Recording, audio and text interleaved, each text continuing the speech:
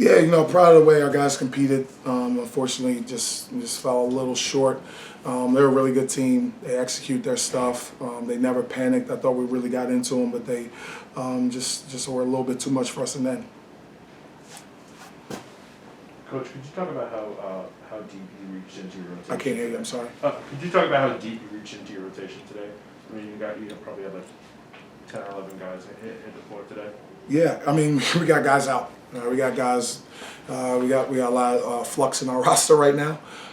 So we got to rely on other guys. So we figured we'd do it by committee. Gave a lot of guys chances. I was really proud the way our guys competed.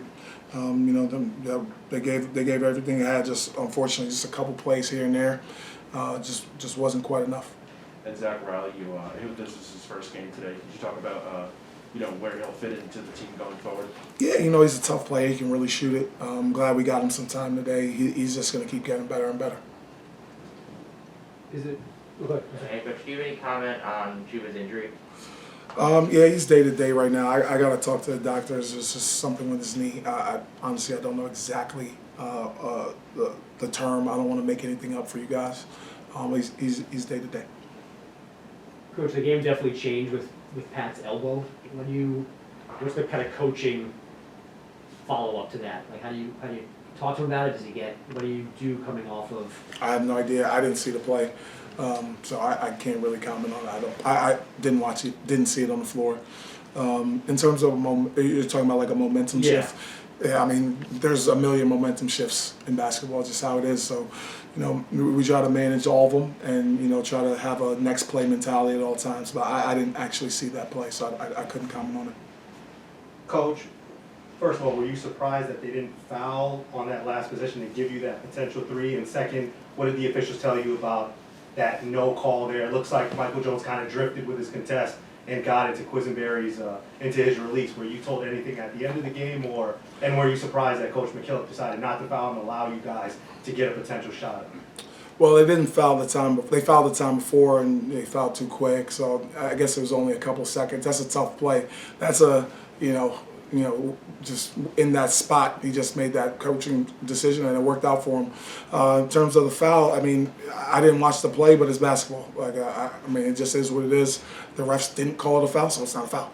Just what it is. So, it's never, it's easy to look at the last play of the game and say, all right, that's why you lost, or they would blame the refs. But the reality is we made mistakes. We made coaching errors. Probably could have had guys a little bit more prepared offensively. So, we'll go back to the drawing board and just try to get better from this and move on to the next game.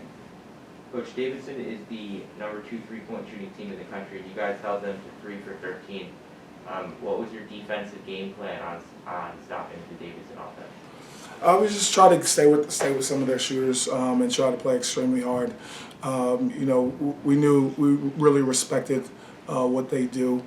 He's an unbelievable coach. You watch, I mean, they made a lot of timely shots this year, but we just wanted to come out and play as hard as humanly possible and let the chips fall where they may. Coach, the game was chippy today. Was that kind of what you wanted going into it, that developed kind of natural in the court between the guys? Yeah, I think our guys play pretty hard. I think that's been their identity from the beginning since we got together. I always say, I wish I could take credit for it, but it's kind of actually who they are as a team. So really proud of the way they competed. Unfortunately just fell a little short. Our goal will always be to get as good as we can by the end of the season. So we're just going to go back to the drawing board and try to get better tomorrow and the next day, and then go play another game. Coach, you guys hold Hunjun Lee to 5 total points. Michael Jones only has 4. Foster Lure goes 3 of 8 from the field. What does that say? Your defense continues to get stronger and how you guys attack in that aggressive man-to-man. What does that say about what your team continues to do and continuing to get stronger on that end of the court? Yeah, I think it says a lot about our guys. Their focus defensively and their attention to detail has been pretty good, especially in the first half. I thought they kind of executed a little bit better in the second half.